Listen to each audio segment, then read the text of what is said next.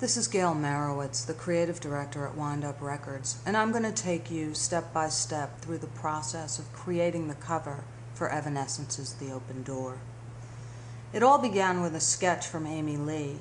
In discussing that sketch with my set designer, Marla Weinhoff, we realized what made the sketch so compelling was the scale of the figure to the door, and that we would have to build something to achieve that effect.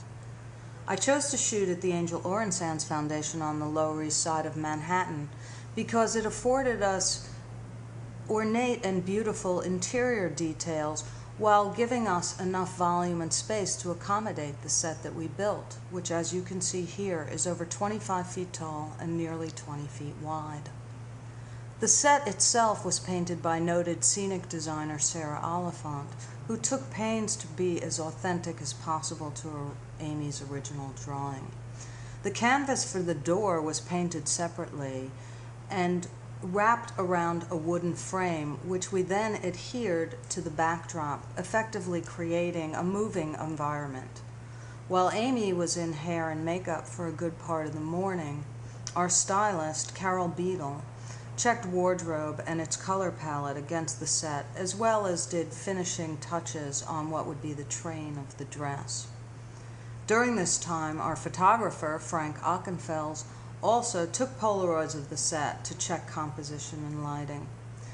When Amy came on set, the glam squad had last looks. Particular attention, as I said, was paid to that train of the dress because we knew it would be well lit and a focal point in the lower left-hand side of the cover. We were then finally ready to go to Polaroid with our talent. After examining the Polaroids carefully for lighting, for composition, for color, and a final consultation between Frank Ockenfels and Amy for her approval, we were ready to go to film.